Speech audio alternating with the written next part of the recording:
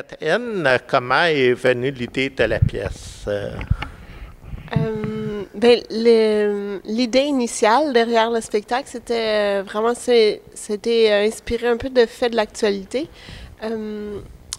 Environ là, 2 ans.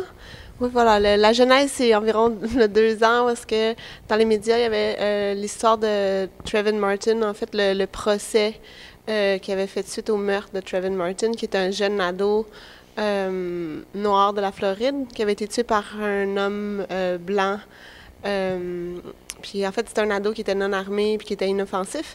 Puis ça m'avait comme surpris. Puis j'avais comme commencé à réfléchir un peu à cette question-là. Qu'est-ce qui fait qu'un homme mature, armé, qui est en possession de ses moyens puis de force aussi, une force armée, peut se sentir menacé par un adolescent non armé.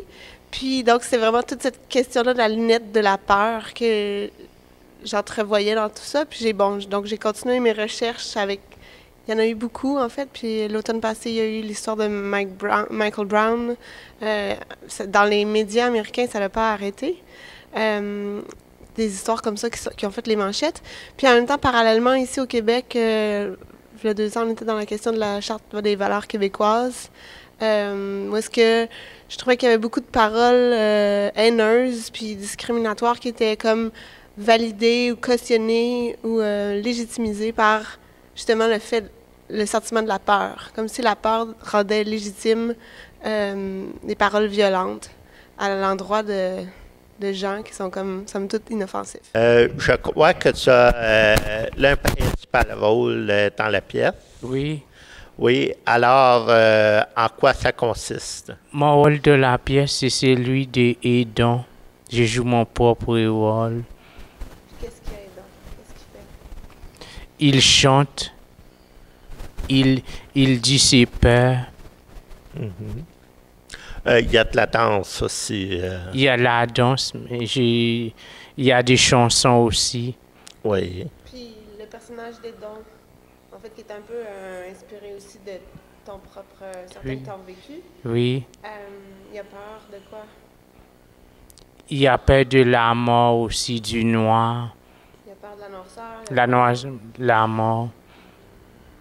Puis est-ce qu'il se sent accepté dans sa société, dans le monde qui l'entoure? Des fois, oui. Mais dans le monde qui m'entoure, je croise, il m'accepte. Et évidemment, le thème, comme on en a discuté, c'est la peur. Oui. Justement, la peur d'autrui par rapport à tous ces différents. Mais je crois qu'en dessous de tout ça, il y a quand même un message d'espoir, Oui. d'une certaine manière, qui est donné au public. Il y a l'espoir de faire les gens accepter la différence quand ils ont peur. Des fois, les choses qu'on a peur, c'est pas réel. Des fois, ils ont peur de certaines personnes qui sont inoffensives. Donc, le message d'espoir, en fait, vient du fait qu'on prend parole pour dénoncer des choses, puis qu'on essaye d'amener le public à réfléchir sur leur propre peur. Puis dans ce sens-là, il y a de l'espoir dans le sens que les prises de conscience amènent des changements. Par contre, le spectacle, c'est pas un spectacle léger et plein d'espérance et d'espoir nécessairement. C'est un spectacle qui, quand même, qui porte une charge violente au niveau du propos, mais au niveau du genre aussi, au niveau de la musique, de la charge symbolique des images aussi qu'on essaie de créer. Donc, c'est pas un spectacle léger. C'est un spectacle quand même un peu violent. Puis, mais oui, mais c'est sûr qu'on fait du théâtre pour essayer peut-être d'améliorer le monde. Oui. Qu'est-ce que tu en penses? Pour essayer d'améliorer l'univers, pour les faire voir la différence n'est pas un défaut. Et nous sommes ici, justement, dans ce qui va être la salle de spectacle pour Je ne vais pas marcher seul. Et puis, ça double également de la salle de répétition. Oui, Voilà. on répète presque tous les jours ici. Mais là, on est dans les derniers 1000, donc on répète régulièrement ici. On a commencé à intégrer tout le système de son, les éclairages et tout.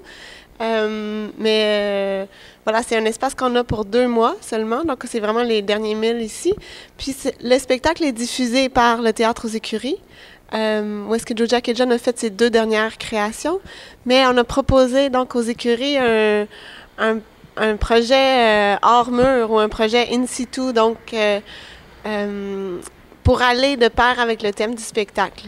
Donc, l'idée de ne pas faire ça dans un lieu connu, une salle de théâtre confortable avec des bancs, des chaises et tout, parce que, en fait, les spectateurs, quand ils vont quitter leur maison ou s'en venir en chemin ici, vont faire face à l'inconnu, aussi à trouver leur chemin, à marcher dans une rue qui est, somme toute, un peu sombre et abandonnée le soir. Donc, tout ça, c'est pour un peu mettre les gens amener déjà le propos du spectacle dès le transport, dès le voyage vers la pièce. Et pour terminer, le spectacle va avoir lieu de quand à quand? Est-ce que tu es capable de répondre à ça, Edon? C'est quand notre première? Notre première, c'est le 20. Le 20? Non. Du 17 au 5 décembre. C'est à quelle heure les soirs de semaine? Les soirs de semaine, c'est de 20h Puis le samedi, on fait le spectacle là? à 4h, Voilà. sauf le dimanche qu'il n'y aura pas. Puis le lundi non plus. Et le lundi qu'il n'y aura pas. C'est du mardi au vendredi de 8h jusqu'à 21h30. Voilà notre horaire. Et les samedis de 4h à 5h30 ou à 5h. Eh bien, je vous remercie beaucoup, Catherine et Edon.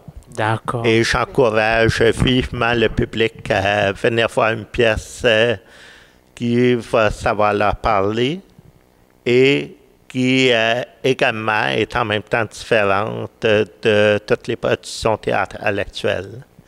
Merci beaucoup à vous deux. Merci à vous. Merci. Merci. Yay.